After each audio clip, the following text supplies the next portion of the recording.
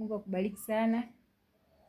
Roho Mtakatifu tunakualika tufundishe neno lako katika jina la Yesu. Amina. Leo tunaangalia vitu vinne ambavyo vinaua furaha yako. Biblia inasema kwamba furaha ya Bwana ndiyo nguvu zangu. Jambo la kwanza, dhambi.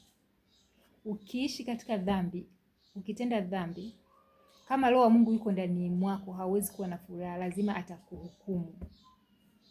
Kwa hiyo hauwezi kuwa na furaha. Kwa hiyo dhambi inaua furaha ya Bwana ndani yako.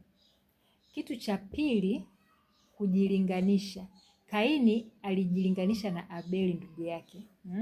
Mpaka Mungu akamwambia kwamba dhambi inakuotea. Kwa sababu alipata uchungu, sadaka yake ambapo haikukubaliwa, ya ndugu yake ilikubaliwa. Kwa hiyo unapojilinganisha na mtu na kupata uchungu, ujue kwamba moja, utakosa furaha, mbili, utatenda dhambi. Kwa sababu ya ule uchungu wa kujilinganisha na kuwa na uchungu wa mafanikio ya watu wengine. Kitu cha tatu, kutokuwa na shukrani. Wana wa Israeli walipokuwa wametolewa Misri na mateso yale yote waliokuwa wakiyapitia, walipokuwa jangwani wanamalamikia Musa kwamba awapatie nyama. Kweli waliweza kukumbuka nyama, wakasahau yale mateso makali waliyopata kule Misri. Mwisho wa siku waliangamizwa wote jangwani, akaingia katika nchi ya ahadi Caleb na Joshua peke yake.